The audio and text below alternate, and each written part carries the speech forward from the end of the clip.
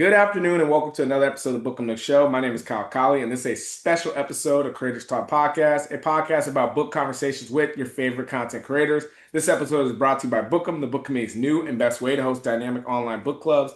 Download the app and start your book club today at www.bookemapp.com. Make sure to like, comment, and subscribe to our channel. My guest today is the multifaceted Khaya Fraites. Khaya is a voice and film actor based in the great state of New York. She has narrated a number of titles for Penguin Random House, Macmillan, and many more. You may know her best for her work as Violet Sorrengail in the graphic audio of the Empyrean series by Rebecca Yarros. She is an actress, a creator, a director, a filmmaker, a writer, a New Yorker, and officially the best voice you will hear on this podcast. Khaya, welcome to the Creators Talk Podcast. Thanks for having me. Of course, I want to you do all the things, so if I miss anything, let me know. But I want to start present day. Any recent piece of art, book, or films even that have been moving you recently? Good question. I went to Sundance this past year for my first time just with some college friends, and that was such a cool experience. And there was a lot of films that were kind of like felt like there was a lot of films that were like about like codependent relationships and kind of like toxic relationships or stuff like that. But there was one film that I really, really loved that was like just about New York, and it was kind of like a romance. It was called Love Brooklyn, which I live in Brooklyn. It's so good, and it stars Andre Holland, and he's one of my favorite actors. So that one was definitely like amazing, and I love like that kind of slice of life, especially New York film. Right. Yeah, I'm also excited just because Sundance is coming to my home city. So, well, it's going to be in Boulder, but it'll be interesting to see Yeah. how it looks next year too. Okay, so you studied theater at George Mason, correct? Yes. Perfect. And how was the how did that kind of formulate your training and kind of shape your voice work and some of the storytelling you kind of choose to do nowadays or just in general? I think theater acting is pretty similar to voice acting. It's just nobody seeing me, move around in my booth very often. But a lot of times it still has that same big energy because you have to, convey the entire performance just using one tool, just using your voice. And so I think that there's still a lot of that theatricality required and a lot of that like training required. And I think, it's just helped in so many ways of just like being willing to like, especially if I'm doing like video game work, um, being able to kind of like improv a little bit, has helped me, as a voice actor and just even being able to interact with the other characters and voice actors, when we are able to do sessions together too. So yeah, I think it's definitely helped in a lot of ways. No, that's cool. And when it comes to just stories, what kind of stories do you gravitate to? Were there any stories or even books when you're growing up that really spoke to you? I loved to read when I was a kid. I was really into all of the dystopian novels, The Hunger Games, Maze Runner, Divergent, like all of that. I also really loved Bridge to Terabithia when I was in elementary school, and I loved that, like, sense of play and imagination. And I still kind of read a lot of fantasy stuff today. So now it's like I'm just like working my dream job because now I get to record a lot of these cool books, which is so fun. But Yeah. I also really love like literary fiction and contemporary romance as well now.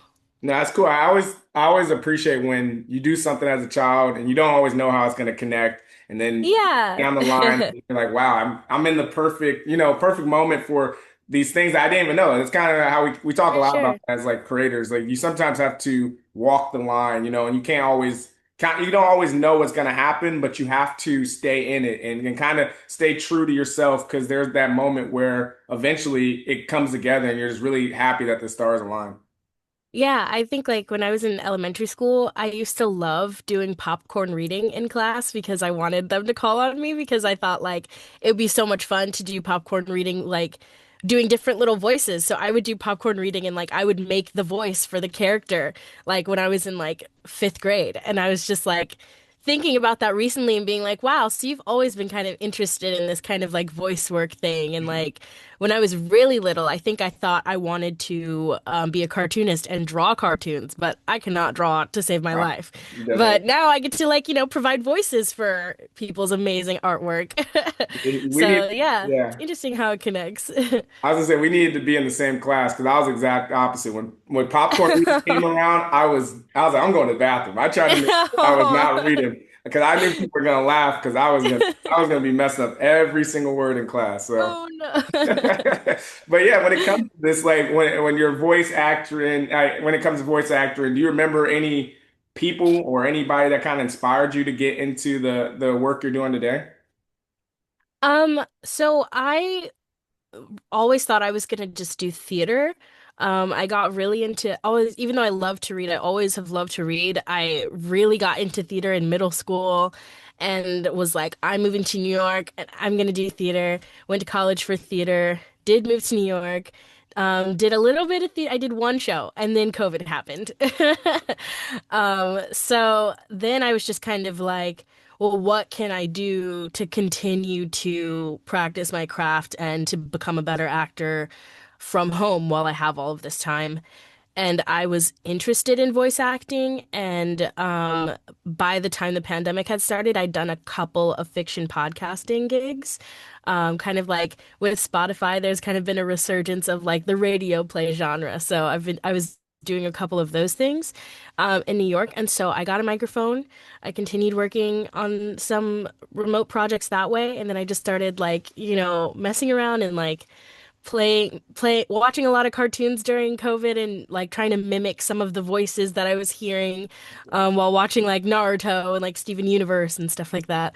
And then just started submitting to projects on Backstage and just continued from there. And I've been doing it full time since then, so about 5 years now. So that kind of how your process works. You're watching films or movies, or as you said, comic books, or I mean, animation, or even video games, and you're just reciting things back and trying to practice the accents. Kind of walk us through that. How does that work for you? Yeah, I mean, I think that you don't have to be able to do voice impressions to be a voice actor, but I think it was just a good tool for me to kind of see what I could do with my voice and just to not be afraid to just try things out, and just trying to like mimic what I was hearing so that I could then go and audition and like create my own characters and be like, okay, if I like, make my voice sound like this, I can make it a little higher, I can like vary my tone. I could try this accent, just to be able to continue to create variety. And I think that there's really like endless things that you can do with your voice to create characters. Right. And then you do a lot of work. So you do work in fantasy worlds. And so how do you kind of ground those characters and their stories so they feel real in the moment? And then you also do just you do like younger kids, you do boys, you do girls. You kind of you do all the things within it. So talk to us about how do those, how you kind of center those fantasy worlds and make those characters feel real and come alive. I think that also goes back a little bit to the theater training. I think like in theater school, we learn a lot about just trying to show up authentically and like give give grace to the character that we're portraying. Like you can't judge a character if you're going to authentically play them or lend your voice to them for, an audiobook. So I think just trying to like have a natural curiosity of people and an understanding of people and trying to just like approach each character as like where they are, and try not to like come in with preconceived notions of like, because I think a lot of times for auditions, it can be hard to nail that right away because a lot of times you're just given like an overview of like specs, like, you know, age, gender, likes, dislikes, maybe where they're from, accents, whatever. And so sometimes it's hard to be able to like nail that like understanding and authenticity like from the beginning when you're given just such little excerpts to to pull from. But again, I think it's just like coming from that theater background of just like continually always picking apart characters and just like being open has really helped me like stay grounded in all the different kinds of fantasy worlds and things like that. No, that makes sense. And then when it comes to voice, is it similar to the way you would do something around singing, right? Where you're kind of warming it up, you're going through each octave and getting higher and then, going lower. How is that? And do you have to, is it drinking tea to make sure your voice, kind of talk us through prepping your voice to make sure you're ready for these roles? Yeah, definitely. Definitely lots of water. Hydration is definitely key. And I do drink a lot of tea with honey. I try to stay away from too much caffeine because that like does dry out your voice. And so that can be hard when you're, working long sessions and you're like, I just need a little boost, but stick to water. I promise you, it makes such a huge difference. Um, I use throat coat tea is great. Um, and what else? I use these vocal drops called Voice 37 drops. They're like licorice root, I think, and it's that really helps, like, clear out any stuff. A lot of people say green apples are good to bite into to kind of get rid of that like mouth noise when you're recording into the microphone. So yeah, there's all kinds of little tips and tricks, but I still think hydration is definitely the number one thing. No, that's good to hear. I mean, those are things I would never really think about. So it's always interesting to hear just how people kind of prep themselves for any environment or any role they're doing. So it's interesting to hear that. When it comes to the directing part of acting, how is that? So do you send in your voice, then they come back and say, "Hey, this part was couldn't be fixed," or are they sitting there kind of real time also with you? So kind of walk through that, seeing as you also are a director yourself. How does that kind of work? It depends on the project. A lot of times for video games, I am fortunate enough to go in studio, which is nice. And usually the directors are zooming in, so I'm just hearing them while I'm performing. So I'm not seeing anyone, but it's just like they're in my ear and they're listening. Um, and sometimes for audiobooks, it is on my own and I record from home and then I send it in and they'll send me a pickup packet to fix all of my mistakes or line flubs and things like that. Um, and again, I think like is not to keep harping back on like training and classes, but like I think that has also helped me too to just be like able to continue to work without a director all of the time is just again going back to just like trusting yourself as an actor and like continuing to like take classes and like work that muscle so that you're able to continue to output even if you don't have a director every time. Yeah, that's awesome. I want to get into some of your projects. Of course, a lot of people want to know about Violet and playing Violet in the series. What was that experience like? And especially, actually, I'll start with that, but then I do want to hear kind of as the book has progressed, kind of the pressure of how it feels to pick up such a character that people have such a love for, right? I think that makes it can be challenging. So talk to us a little bit about that Yeah. experience. Yeah, I mean, it's been really amazing. People have been so kind and receptive to our full cast production of the Fourth Wing series, the Empyrean series. And I love Violet. I feel like I relate to her character a lot. She's definitely a reader herself. She's a scribe in the book, as well as a dragon rider. So she's got, she's very multifaceted. But uh the audition, like, I wasn't told what I was auditioning for at first. So again, it's just kind of like going in blind with just like a couple of specs and some descriptions of like what she's kind of like, and just like going for it, and then afterwards I found out what the title was and was like, oh my goodness, like this is crazy. Like I've definitely seen this book around. It's pretty big on TikTok.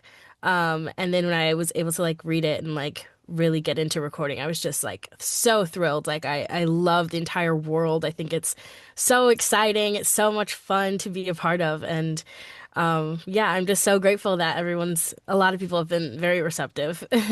Yeah, it was interesting. So one of our independent bookstore partners, their name's Tatter Cover. They had they had Rebecca Yarros and they're talking about Onyx Storm. So went to go see the book signing there. And when I tell Mhm. you the fans are crazy, it's like it's like a wrapped around this theater, sells out That's all of amazing. it. Yeah, it's insane. I was like, this fandom is crazy, right? As I've said, it was interesting to see it in person. So just talk to us about Yeah. that, like that pressure, especially coming back for book two, like Iron Flame, and then coming back for Onyx Storm.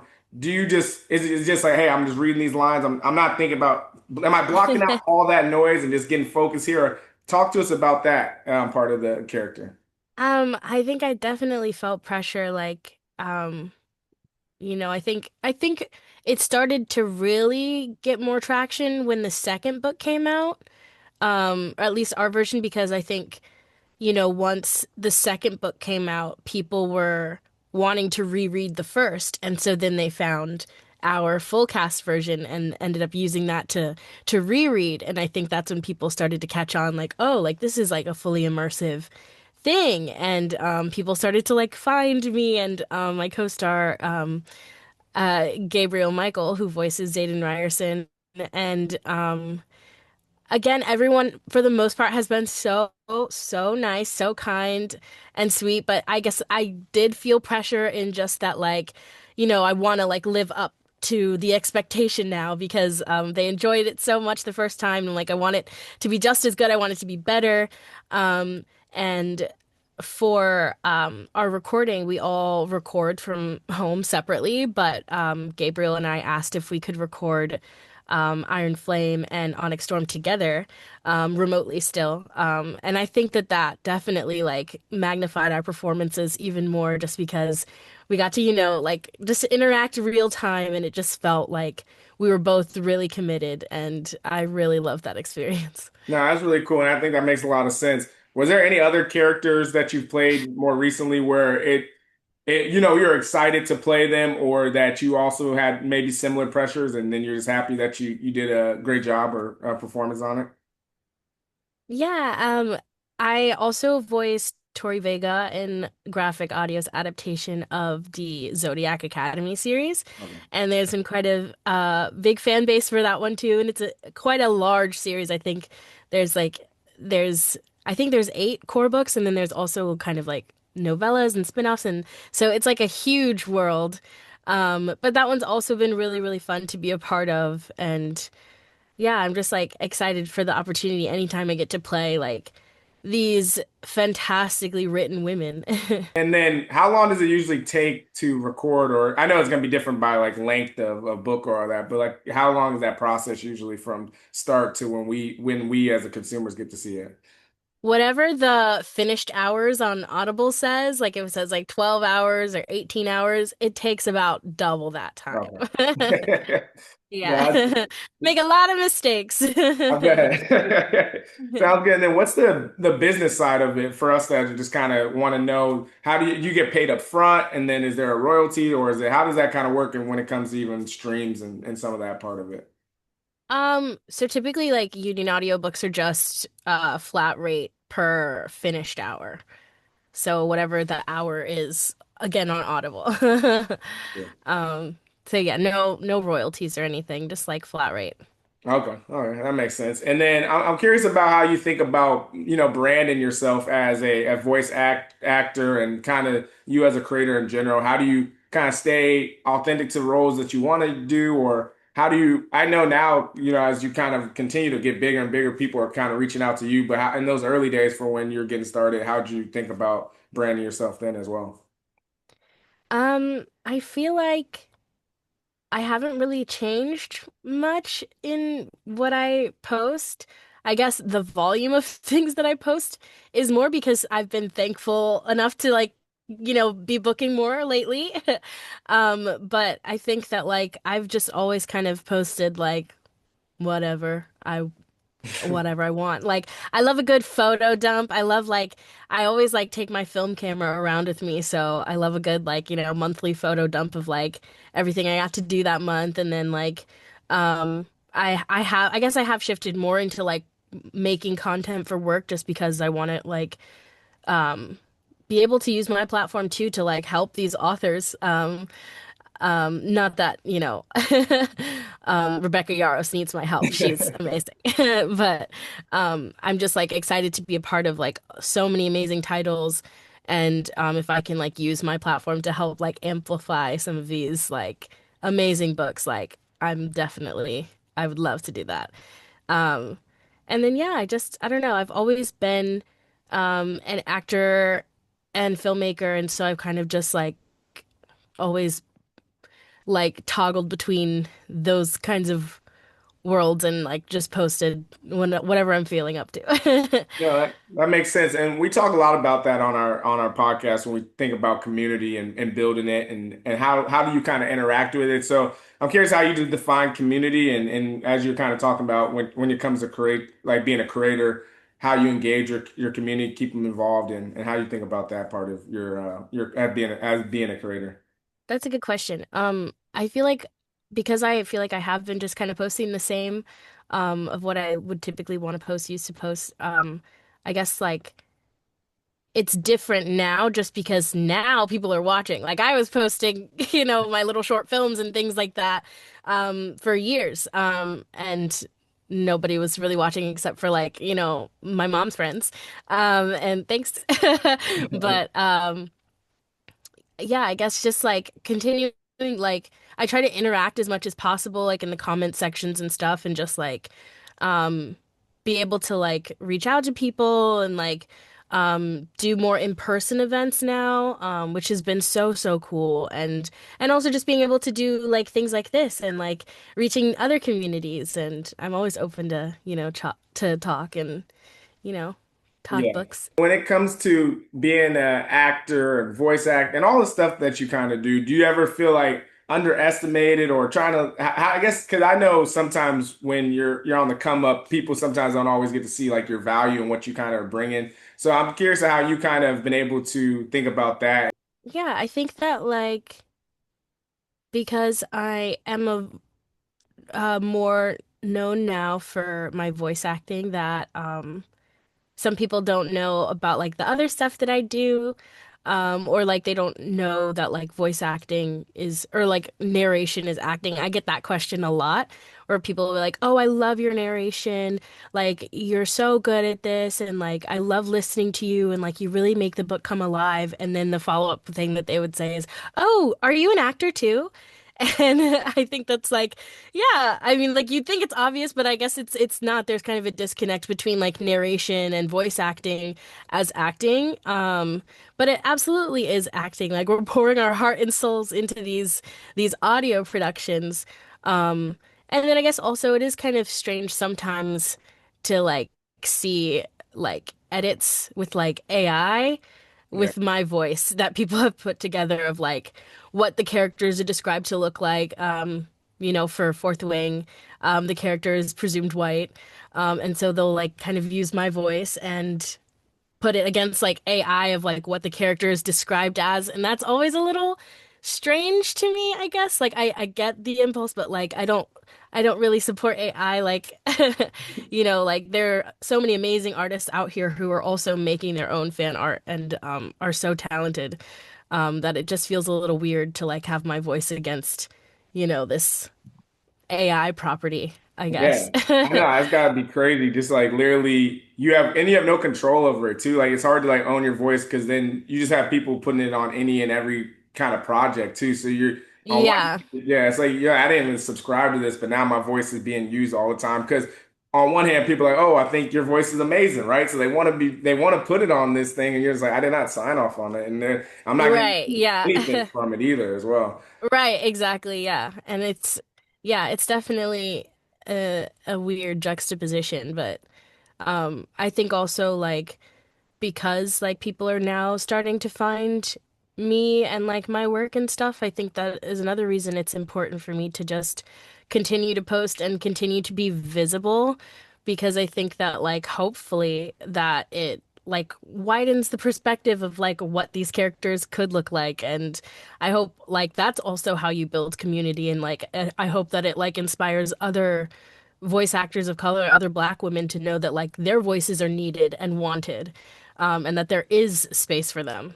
Yeah, I agree. And then also to the AI part, how do you kind of protect that, or how do you think about that, especially as this world is emerging and this the AI is in all things now already, and it's like only in its first or 3 years of really taking off. So I'm thinking about just kind of how you have think about navigating this lane as it becomes more people are just going to be using AI as a way to, narrate their books or anything in between. So, kind of how do you protect your voice? How do you think about the overall navigating AI in this moment.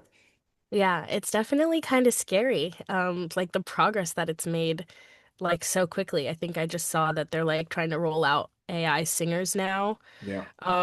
which is crazy. Like for what? I don't but I think like to protect yourself, like obviously, like if you have the opportunity to do a project, like you can add an AI writer to your contracts. You can ask your agent to do that. But if you aren't represented, like you can still add them yourself. And I believe the APA, the Audio Publishers Association, has like a like general AI writer contract available for download on their website. So if you want to pull that, you can. I also have a I have it linked in my link tree on my Instagram and TikTok. I have a voice actor resource guide that also includes it on there, so you can check it out if you need that. But yeah, I think it is kind of scary, but I think it's just like these things are gonna just be void of all of the good, performances that we love so much. Like I think that audiobooks are getting so much more popular now. And I think it's because people want to know who are narrating their books and they want to see like one thing I love watching is a narrator um live stream while they're recording. And so you really see the full process and you're like, "Oh wow," like and you see the acting and it's like you're putting a face to the voice finally and like I think that's what people are more interested in now. So I mean, I think there are definitely, obviously, there's going to be companies that are going to continue to use AI and push AI. I just don't think that it's ever going to get to the level of like the performances that people really want to hear and are going to gravitate towards. No, I agree, and I think that's a lot of times why we talk so much about community because I think it plays a vital part in when this becomes what it becomes, right? Like no matter what, you're gonna have all of these AI systems coming in, and I think a lot of times we thought that AI was gonna take over, robots' jobs and do all these other things that we thought we didn't. I don't think creators and all these and entertainers thought, oh, the first thing is gonna come do is just take out this industry, right? Like Yeah, so it's with going to take all of one. our jobs. Yeah, you're like, oh, it's gonna, then they change like, oh, it's gonna take all of our jobs. Now they're Yeah, on the side of being scared too. And I think ultimately what comes back down to it is community because you're going to say, oh, I want to work with Khaya over everybody because I agree. I like how what she stands for and who she talks to and how she uplifts people. And I think that's going to matter a lot to in the long run as a creator is like how do you really bring a full community around you that when people are like thinking about how they're gonna navigate this world, they still go with the creators they really do love. for sure, yeah. Is there any other like piece of advice that kind of changed the game for you creatively or professionally when it comes to acting? I guess like I would say like don't focus on the rejections. Yeah. Um, but also like don't focus on the rejections that you're so like stuck on that. Like if you were getting 100 rejections, that's a good thing. That means you're having access to 100 auditions. And not everyone can say that.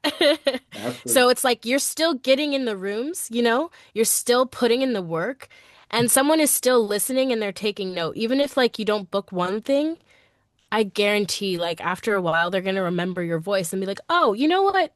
Let's bring this person in." Like either you're just gonna start to get like requests and it'll happen. You just gotta like be patient and just keep doing the good work you know how to do, because Yeah. it's a numbers game. Now, The that's more good. rejections, the better you're gonna get. That's good. You want to be in the room where it happens, and you want to make sure that you're literally putting up. We always talk. I think about it from like basketball terms. You want to always be putting up like your 1,000 jumpers because you don't Yeah, know which ones are going to land. You don't know what's opportunity leads to the next one, and it's kind of like we were talking about from exactly. the beginning. Yeah, you just never know if you just keep putting your foot that step first ahead, one step in front of the other. You never know where it leads. For Um, sure. I do want to switch a little bit over to you as a creator, director, and writer, because again, you do a lot of these really awesome things, and you've brought them in into unique ways. Like you've already done 3 short films. Can you talk about that experience and just what it took kind of to get those films up, and what you learned from maybe each one of them? Yeah, so my My partner's a cinematographer, and we met in college. And in college, I kind of like started to learn more about filmmaking and was just working on student films, acting and like crewing and stuff, and just kind of like really fell in love with it. Because when I went to school, like I never really thought about film as like a career for me. Like I guess I just never thought of it as like something that was attainable. But like what is, you know? So I really fell in love with it and was just like, I want to figure this out. I like want to just like do more of this stuff. And so I made a short film called Rip LOL, um, wh- which is like a coming of age story about grief.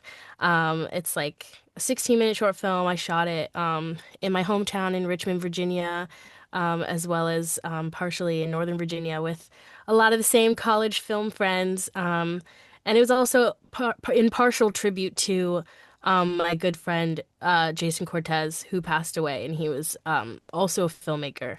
And so it was kind of just like such a great like cathartic experience to bring together like my community of like filmmaker college friends and stuff to work on this project. And with that, we were able to screen at the Virginia Film Fest and Big Apple Film Festival and quite a lot of other like around New York. And it was just such a cool experience to just like, you know, go to these events and like meet other filmmakers. And I'd never really experienced that. Because like again, I went to school for theater, so even though I was kind of like adjacent, like I was um hanging out with the film kids, I wasn't really like in the classrooms. I didn't really know too much, you know? And so I was kind of just like learning on the job. And it was just such a cool experience. And then this past year, we made a comedy short film about narration and audiobooks called Narrated By. And it was a short comedy about two audiobook narrators narrating a romance novel together, but they're exes. And so drama and funny things ensue. And so then that's been cool too to kind of like merge the two worlds in a way of like being able to show off like a little bit of what I'm doing every single day, like acting at home in my my booth, and then also like my love of filmmaking. And that was like the first project that I directed solely by myself. Rip LOL, I co-directed with my good friend Charles Coleman. And then yeah, so this was the first one that I like done like completely just me directing. It was short. It's like five actors, including myself, and 2 day shoot. And it was just cool to like literally meld all of the things that I loved, like the writing, the directing, the acting, the narration, all into like one project. And then I've been able to kind of just like continue to like I don't know, just I guess continue to like bring it all together under like this one umbrella, which is kind of cool. No, I love it. And then are you do you have to raise for that, or are you just kind of shooting them as, like on whatever budget you can? Or how do you kind of how have you thought Yeah. about that? Kind of just shooting it on whatever budget we can, like Rip LOL. That one, me and my partner, we self-funded. But you know, it was for our friends, so it was worth the credit card debt. We pulled as many favors as we could, you know. But that's another thing why community is important and just like going to local festivals in your area, meeting other filmmakers, even if you don't have a film in that festival, it's still good to like go to these screenings and like networking events just to like meet other people who like you know would potentially want to collaborate and yeah, like same for Narrated By.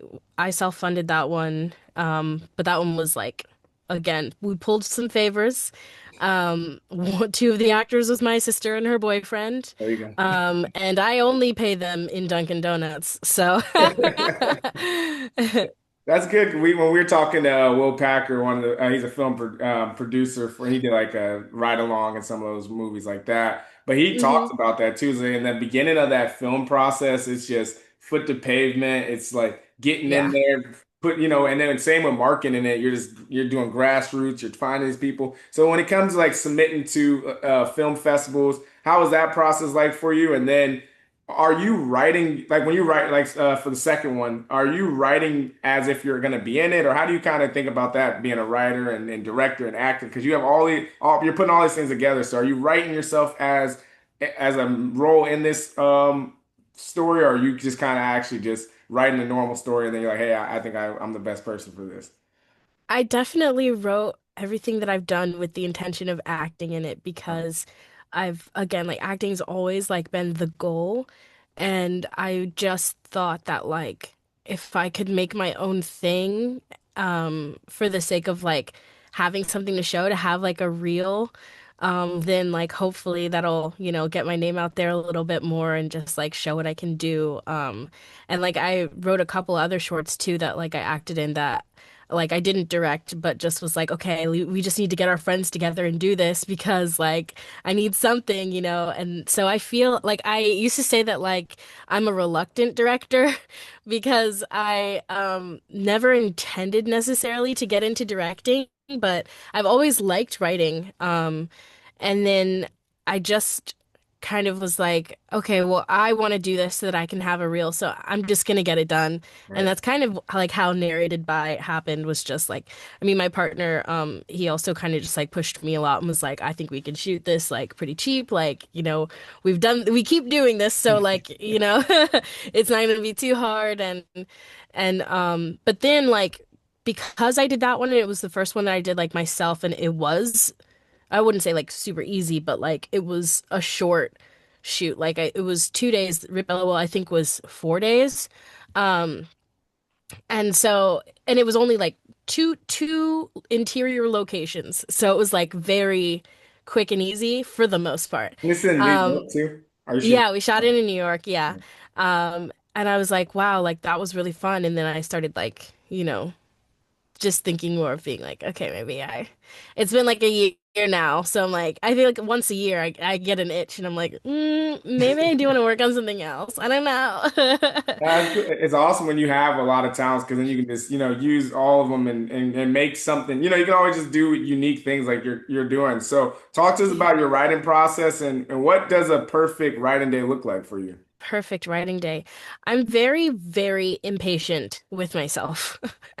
I think that like writing, I also think that narrating audiobooks is like has helped me to be more patient because like I think that like when I have a task, I just want to get it done right away so that I can like check it off my to-do list. I'm like, why haven't you done this yet? Like you need to be like hurry up, da da da. But with an audiobook, you have to take the time. Like this is a 15-hour book. Like you can relax. Like you can't do this in one day. It's not gonna happen. So you just have to like keep getting up and doing it every single day until it's done. And that's how it feels like to write for me, where I'm like, oh, I just want to get it done. And sometimes I am so impatient that I will just sit there and write like all day. And then I'm like, I wrote an entire script. It's not good, but it's down. And so now I can fix it up. Right. But I guess like a perfect environment to write, I love working at a coffee shop. Like I need a crowded, Like loud the coffee noise. shop. Okay. Yeah, I need the ambiance, I need the like orders up for Marcus. Like I need like all of that. Yeah. And I feel like I just like zone in. Like I have a coffee shop that I love to go to in Brooklyn that's like my number one fave, and like I see like all the staff that's been working there for years now that I've been in this neighborhood, and I'm always like, I know the music's gonna be good today because so and so's on staff. I'm ready to work. And I just love like a crowded environment workspace to, I don't know, it helps me focus. I think my friend was telling me that it's called like body doubling, where you like work better next to other bodies, even if I'm in like my own zone. Yeah, I forget something in psychology. I talk about the performance of faculties. That's kind of like what's going on too. Like when you're around other people, it kind of forces you to work harder because you see other Yeah. people. So that makes sense too. Last question on the writing. Do you do are you do any other creative writing? Are you like into writing books or you see yourself doing that as well or? Yes, I would love to publish a book. I have written a couple, and I'm like trying to do the querying Yeah. agent thing. So we'll see. I don't know. It would be like my like ultimate dream if everything were to work out in a perfect world would be to like release a novel and then get it be adapted for TV or film and be able to like direct and act in it. Yeah. That's the dream, That's you know. awesome. Yep. You But write the who book. knows? Write the Right book. now, You do the yeah. audio. That's gonna be fun. Yeah. Yeah. Right now that's why I'm just like keeping, my hand in many pots right now, just trying to like work on my voice work and work on my little short film so that maybe one day I can like get there, but always working on something. I see. I love to hear it. Let's switch to your reading taste as we kind of wrap up. So, what's the last book you've read? What are you currently reading, and what do you plan to read next? Okay, I have not. I feel like I have like two categories because I'm like reading for work and Okay. reading for fun. Okay. So for work, the last thing that I read was Zodiac Academy 6, because I'm gonna be recording that soon. But the last thing I read for fun was Blood Marked by Tracy Deonn. It's my Ooh. favorite series, the Okay. Legendborn cycle. Yep. And I just like reread the first two books and started the third one. So I'm now reading Oathbound. Um, and I'm also reading like another one for work that I can't say yet. That's fair. That's all good. And then do you tend to read a lot or do you do audiobook? How do you even being voice acting, I think about that too. Oh yeah, I do both. I also just finished reading Ina Garten's memoir, Be Ready When the Luck Happens, because I'm in a book club, so we read that for book club, and I listened to the whole thing.